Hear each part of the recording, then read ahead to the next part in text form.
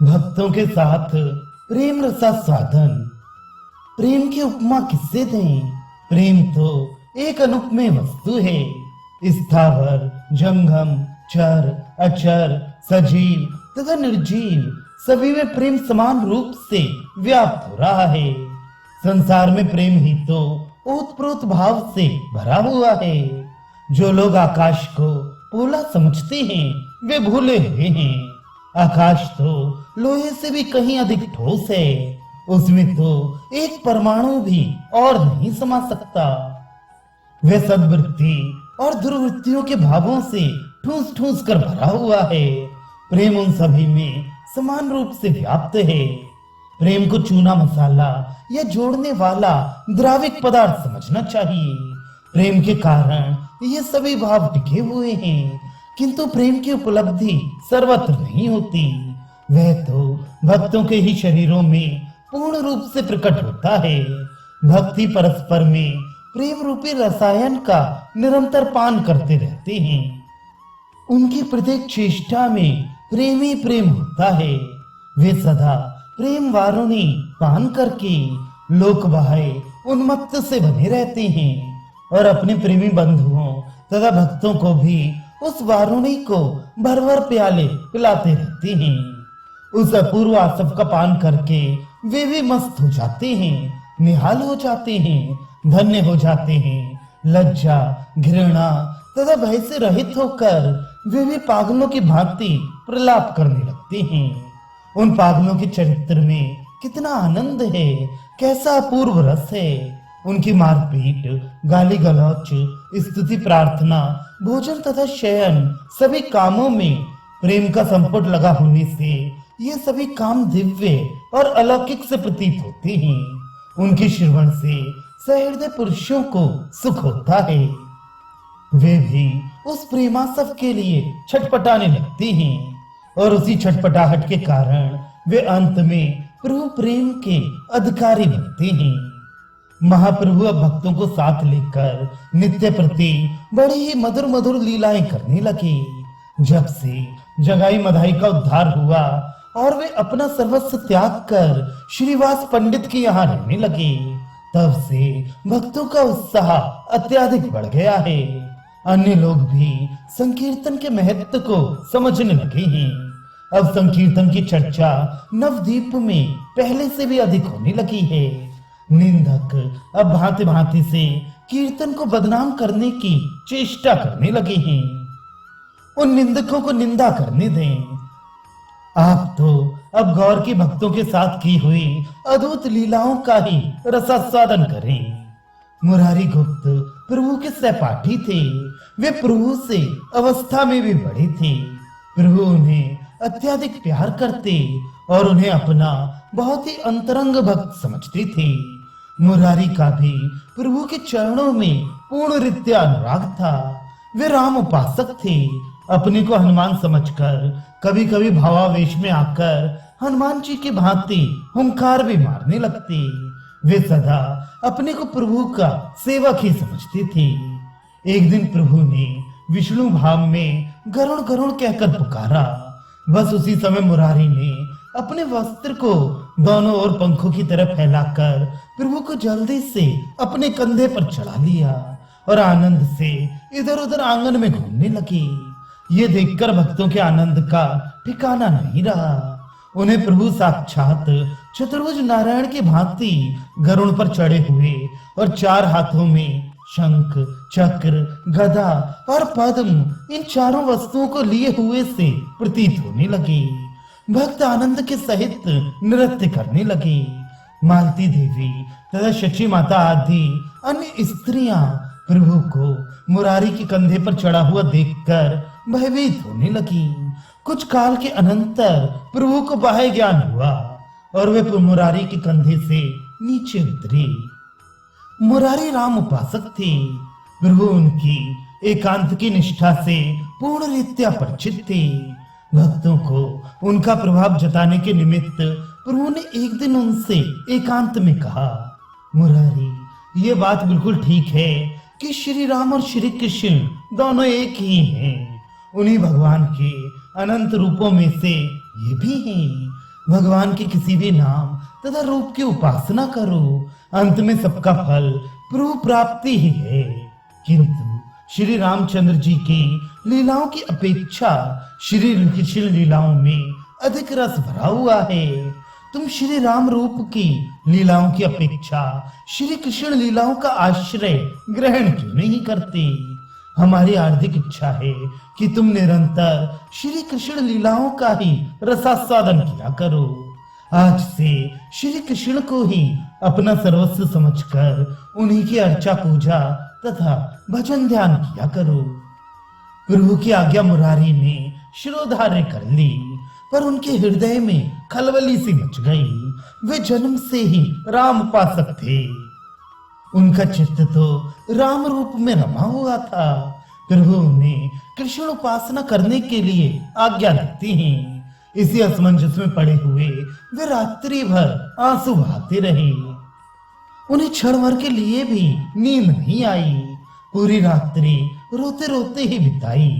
दूसरे दिन उन्होंने प्रभु के समीप जाकर दीनता और नम्रता के साथ निवेदन किया, प्रभु, यह मस्तक तो मैंने राम को बेच दिया है।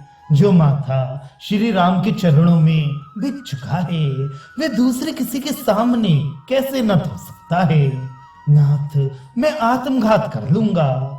मुझसे ना तो राम उपासना का परित्याग होगा और न आपकी आज्ञा का ही उल्लंघन करने की ही मुझ में सामर्थ्य है। इतना कहकर मुरारी फूट फूट कर रोदन करने लगे। प्रभु इनकी ऐसी इष्ट निष्ठा देखकर अत्यंत ही प्रसन्न हुए और जल्दी से इनका प्रगाढ़ आलिंगन करते हुए गदगद कंठ से कहने लगे, मुरारी, तुम धन्य हो। तुमने अपने इष्ट में इतनी अधिक निष्ठा की है। हमें भी ऐसा ही आशीर्वाद दो कि हमारे भी श्री कृष्ण के पाद पद्मों में ऐसी ही एकांतिक दृढ़ निष्ठा हो। एक दिन प्रभु ने मुरारी से किसी स्तोत्र का पाठ करने के लिए कहा। मुरारी ने बड़े ही लय और स्वर के साथ स्वरचित रघुवीर अष्टक सुनाया। प्रभु इनके इस स्तोत्र पाठ से अत्यंत ही प्रसन्न हुए और इनके मस्तक पर रामदास शब्द लिख दिया। वे प्रभु राज सिंह श्री रामचंद्र जी के इन 8 श्लोकों को सुनकर बड़े प्रसन्न हुए और वैद्यवर मुरारी गुप्त के मस्तक पर अपने श्री चरणों को रखकर उनसे कहने लगी, तुम्हें मेरी कृपा से श्री रामचंद्र जी की अविरल भक्ति प्राप्त हो। ऐसा कहकर प्रभु ने उनके मस्तक पर रामदास ऐसा लिख दिया। इस प्रकार प्रभु का असीम अनुग्रह प्राप्त करके आनंद में विभोर हुए मुरारी घर पर आए। आते ही इन्होंने भावावेश में अपनी पत्नी से खाने के लिए दाल भात मांगा। पतिव्रता साध्वी पत्नी ने उसी समय दाल भात परोसकर इनके सामने रख दिया।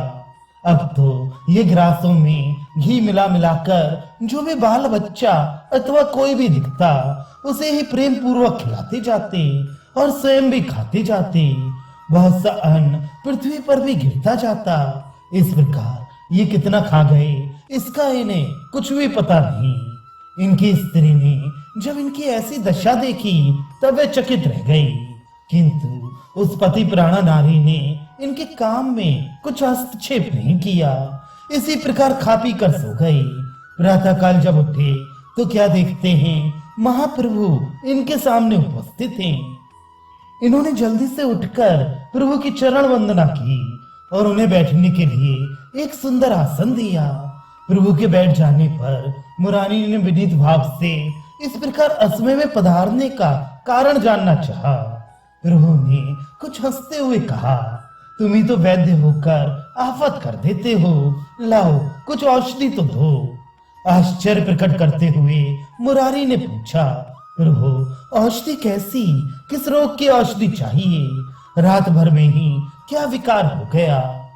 प्रभु ने हंसते हुए कहा, तुम्हें मालूम नहीं है क्या विकार हो गया? अपनी स्त्री से तो पूछो। रात को तुमने मुझे कितना घृत मिश्रित दाल भात खिला दिया। तुम प्रेम से खिलाते जाते थे, मैं भला तुम्हारे प्रेम की उपेक्षा कैसे कर सकता था? जितना तुमने खिलाया खाता गया, अब अजीर्ण हो गया है और उसकी औषधि भी तुम्हारे पास ही रखी है। ये देखो, यही इस अजीर्ण की औषधि है। ये कहते हुए प्रभु वैद्य की खाट के समीप रखे हुए उनके उच्छिष्ट पात्र का जलपान करने लगे। मुरारी ये देखकर जल्दी से प्रभु को ऐसा करने से निवारण करने लगे, किंतु प्रभु तब तक आधे से अधिक जल पी गए। ये देखकर मुरारी मारे प्रेम के रोते रोते प्रभु के पाद पद्मों में लुटने लगे। एक दिन प्रभु ने अत्यंत ही स्नेह के सहित मुरारी गुप्त से कहा, मुरारी, तुमने अपनी अहेतु की भक्ति के द्वारा श्री कृष्ण को अपने वश में कर लिया है। अपनी प्रेम रूपी डोरी से श्री कृष्ण को इस प्रकार कसकर बांध लिया है कि यदि वे उससे छूटने की भी इच्छा करें तो नहीं छूट सकती। इतना सुनते ही कवि हृदय रखने वाले मुरारी गुप्त ने अपनी व्युत्पन्न मति से उसी समय ये श्लोक पढ़कर प्रभु को सुनाया। सुदामा की उक्ति है, सुदामा भगवान की दयालुता और असीम कृपा का वर्णन करते हुए कह रहे हैं, भगवान की दयालुता तो देखिए, कहाँ तो मैं सदा पाप कर्मों में रत रहने वाला दरिद्र ब्राह्मण और कहाँ संपूर्ण ऐश्वर्य के मूलभूत निखिल पुण्याश्रय श्री कृष्ण भगवान। तो भी उन्होंने केवल ब्राह्मण कुल में उत्पन्न हुए मुझ जाति मात्र के ब्राह्मण को अपनी बाहुओं से आलिंगन किया। इसमें मेरा कुछ पुरुषार्थ नहीं है। कृपालु कृष्ण की अहेतु की कृपा ही इसका एकमात्र कारण है। इस प्रकार प्रभु विविध प्रकार से मुरारी के सहित प्रेम प्रदर्शित करते हुए अपना मनोविनोद करते रहते थे और मुरारी को उसके द्वारा अनिर्वचनीय आनंद प्रदान करते रहते थे। अब अद्वैताचार्य के संबंध की भी बातें सुनिए। अद्वैताचार्य प्रभु से अवस्था में ही बड़े नहीं थे, किंतु संभवतः प्रभु के पूज्य पिता श्री जगन्नाथ मिश्र से भी कुछ बड़े होंगे। विद्या में तो ये सर्वश्रेष्ठ समझे जाते थे। प्रभु ने जिनसे मंत्र दीक्षा ली थी वे ईश्वरपुरी आचार्य के गुरु भाई थे। इस कारण वयोवृद्ध, विद्या वृद्ध, कुल वृद्ध और संबंध वृद्ध होने के कारण प्रभु इनका गुरु की ही तरह आदर सत्कार किया करते थे।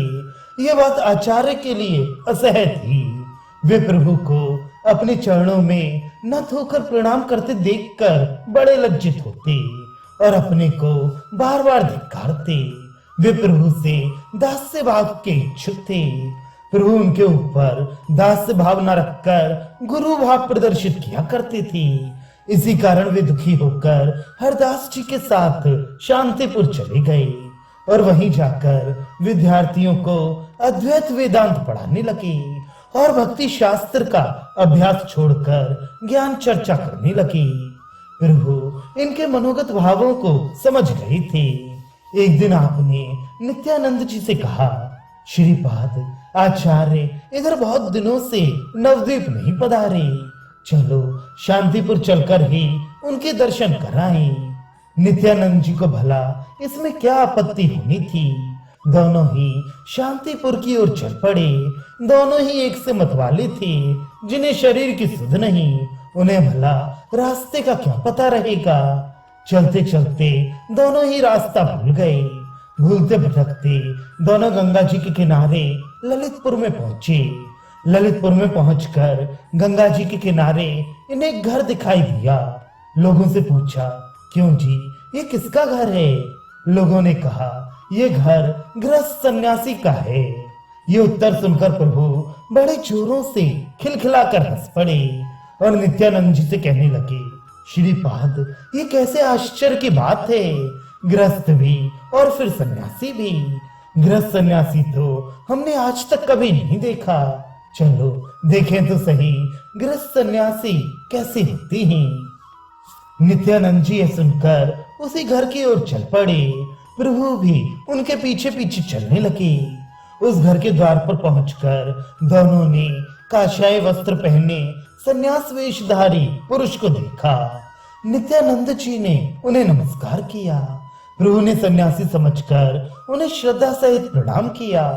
सन्यासी के सहित एक परम सुंदर तेजस्वी 23 वर्ष के ब्राह्मण कुमार को अपने घर पर आते देखकर सन्यासी जी ने उनका यथा योग्य अभ्यर्चना की और बैठने को आसन दिया। परस्पर में बहुत सी बातें होती रहीं। प्रभु तो सदा प्रेम के भूखे ही बने रहते थे। उन्होंने चारों ओर देखते हुए सन्यासी जी से कहा, सन्यासी महाराज, कुछ कुटिया में हो तो जलपान कराइए। सन्यासी जी के घर में 2 स्त्रियां थीं। उनसे सन्यासी जी ने जलपान लाने के लिए कहा।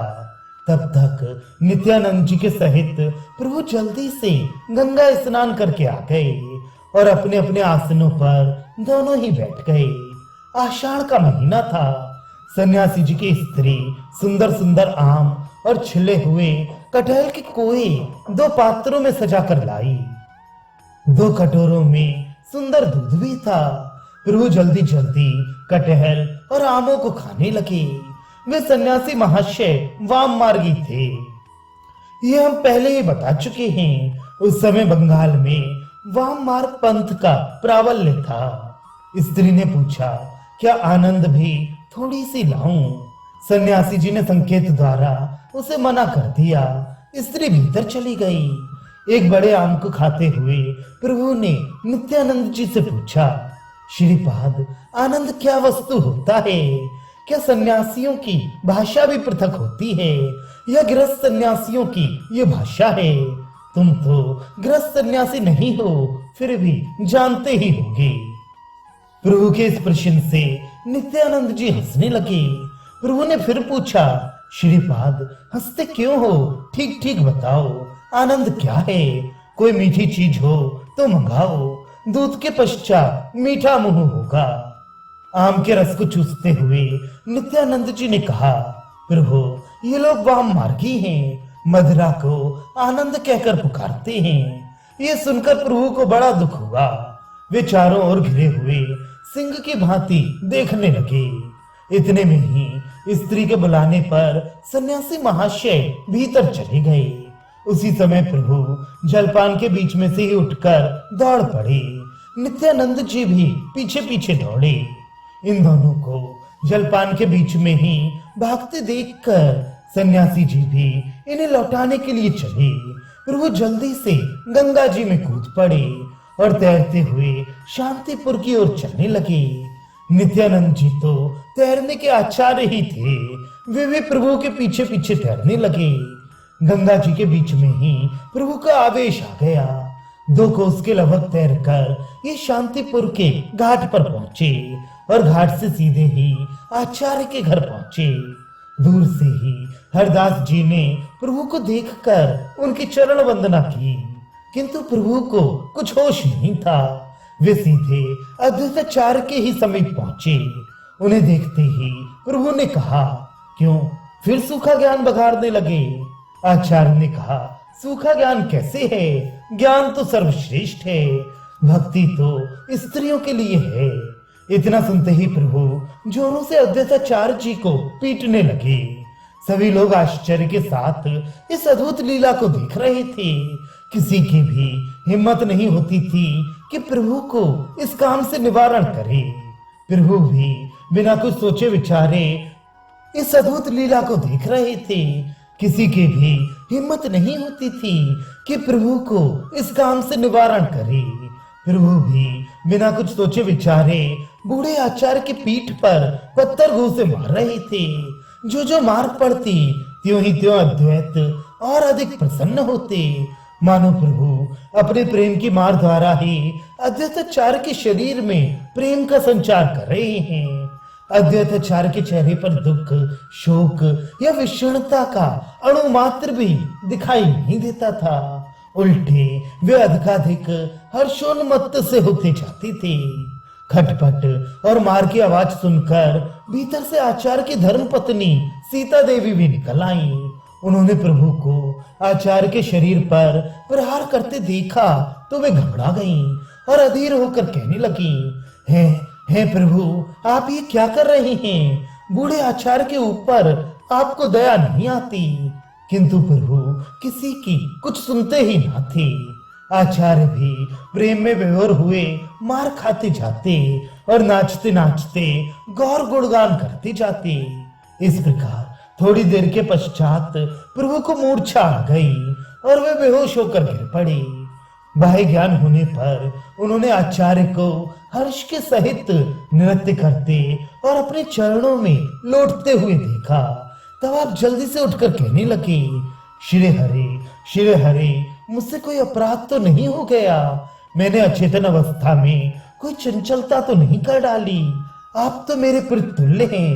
मैं तो भाई अच्युत के समान आपका पुत्र हूँ। अचेतन अवस्था में यदि कोई चंचलता मुझसे हो गई हो तो उसे आप क्षमा कर दें। इतना कहकर ये चारों ओर देखने लगे। सामने सीता देवी को खड़ी हुई देखकर आप उनसे कहने लगे, माता जी, बड़ी जोर की भूख लग रही है, जल्दी से भोजन बनाओ। ये कहकर आप नित्यानंद जी से कहने लगे, श्रीपाद, चलो, जब तक हम जल्दी से गंगा स्नान कराएं और तब तक माता जी भात बनाकर रखेंगी। इनकी बात सुनकर आचार्य हरिदास तथा नित्यानंद जी इनके साथ गंगा जी की ओर चल पड़े। चारों ने मिलकर खूब प्रेम पूर्वक स्नान किया। स्नान करने के अनंतर सभी लौटकर आचार्य के घर आ गए। आचार्य के पूजा गृह में जाकर प्रभु ने भगवान के लिए साष्टांग प्रणाम किया। उसी समय आचार्य प्रभु के चरणों में लौट गए। आचार्य के चरणों में हरदास जी लौटे। इस प्रकार आचार्य को अपने चरणों में देखकर प्रभु जल्दी से कानों पर हाथ रखते हुए उठ गए और अपने दांतों से जीभ काटते हुए कहने लगे, श्री हरे, आप ये हमारे ऊपर कैसा अपराध चढ़ा रहे हैं? हम तो आपके पुत्र के समान हैं। भोजन तैयार था। सभी ने साथ बैठकर बड़े ही प्रेम के साथ भोजन किया। रात्रि भर नित्यानंद जी के सहित प्रभु ने आचार्य के घर पर ही निवास किया। दूसरे दिन आप गंगा को पार करके उस पार कालना नामक स्थान में पहुंचे। वहां पर परम वैष्णव गौरीदास जी घरबार छोड़कर एकांत में गंगा जी के किनारे रहकर भजन भाव करते थे। प्रभु विचित्र वेश में उनके पास पहुंचे। प्रभु के कंधे पर नाव खेने का एक डांड रखा हुआ था। वे मल्लाहों की तरह हिलते हिलते गौरीदास जी के समीप पहुंचे। गौरीदास जी ने प्रभु की प्रशंसा तो बहुत दिनों से सुन रखी थी, किंतु उन्हें प्रभु के दर्शनों का सौभाग्य अभी तक प्राप्त नहीं हुआ था। प्रभु का परिचय पाकर उन्होंने इनकी पूजा की और वन्य सामग्रियों से उनका सत्कार किया। प्रभु ने उन्हें वह डांड देते हुए कहा, आप इसके द्वारा संसार सागर में डूबे हुए लोगों का उद्धार कीजिए और उन्हें संसार सागर से पार उतारिए। उसे प्रभु के प्रसादी समझकर उन्होंने उसे सहज स्वीकार किया। उनके परलोक गमन के अनंतर उस डांड के अधिपति उनके पट्ट शिष्य श्री हृदय चैतन्य महाराज हुए। उन्होंने उस डांड की बड़ी महिमा बढ़ाई। उनके उत्तराधिकारी महात्मा श्री श्यामानंद जी ने तो संपूर्ण उड़ीसा प्रांत में ही गौर धर्म का बड़ा भारी प्रचार किया। संपूर्ण उड़ीसा देश में जो आज गौर धर्म का इतना अधिक प्रचार है, उसका सब श्रेय महात्मा श्यामानंद जी को ही है। उन्होंने लाखों उड़ीसा प्रांत वासियों को गौर भक्त बनाकर उन्हें भगवत नाम उपदेश किया। सचमुच प्रभु प्रदत्त व डांड लोगों को संसार सागर से पार उतारने का एक प्रधान कारण बन सका। कालना से चलकर प्रभु फिर नवद्वीप में ही आकर रहने लगे। आचार्य भी बीच बीच में प्रभु के दर्शनों को नवद्वीप आते थे। इसी प्रकार एक दिन श्रीवास पंडित अपने घर में श्राद्ध करके पितरों की प्रसन्नता के निमित्त विष्णु सहस्त्र नाम का पाठ कर रहे थे। उसी समय प्रभु वहां आ उपस्थित हुए। पाठ सुनते सुनते ही प्रभु को वहां फिर नरसिंह आवेश हो आया और वे नरसिंह आवेश में आकर हुंकार देने लगे और चारों ओर इधर उधर दौड़ने लगे। प्रभु के हुंकार और गर्जना को सुनकर सभी लोग भयभीत होकर इधर उधर भागने लगे। लोगों को भयभीत देखकर श्रीवास पंडित ने प्रभु से भाव संवरण करने की प्रार्थना की। श्रीवास की प्रार्थना पर प्रभु मूर्छित होकर गिर पड़े और थोड़ी देर में प्रकृतिस्थ हो गए। एक बार वनमाली आचार्य नाम का एक कर्मकांडी ब्राह्मण अपने पुत्र सहित प्रभु के पास आया और उनके पाद पद्मों में प्रणाम करके उसने अपनी निष्कृति का उपाय पूछा। प्रभु ने उसके ऊपर कृपा प्रदर्शित करते हुए कहा, इस कल काल में कर्मकांड की क्रियाओं का सांगोपांग होना बड़ा दुस्साध्य है। अन्य युगों की भांति इस युग में द्रव्य शुद्धि शरीर शुद्धि बन ही नहीं सकती। इसलिए इस युग में तो बस एकमात्र भगवत नाम ही आधार है। प्रभु के उपदेशानुसार वह कर्मकांडी ब्राह्मण परम भागवत वैष्णव बन गया। एक दिन प्रभु विष्णु मंडप पर बैठकर बलदेव जी के आवेश में आकर मधु लाओ इस प्रकार कहने लगे। नित्यानंद जी समझ गए कि प्रभु को बलदेव जी का आवेश हुआ है, इसलिए उन्होंने एक घड़ा गंगा जल लाकर प्रभु के सम्मुख रख दिया।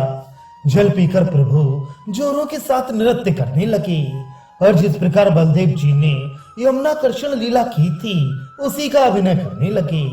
उस समय वनमाली आचार्य को प्रभु के हाथ में सोने के हल और लांगल दिखाई देने लगे। चंद्रशेखर आचार्य को प्रभु बलराम के रूप में दिखने लगे। इस प्रकार प्रभु अपने अंतरंग भक्तों को भांति भांति की अलौकिक और प्रेममय लीलाएं दिखाने लगे।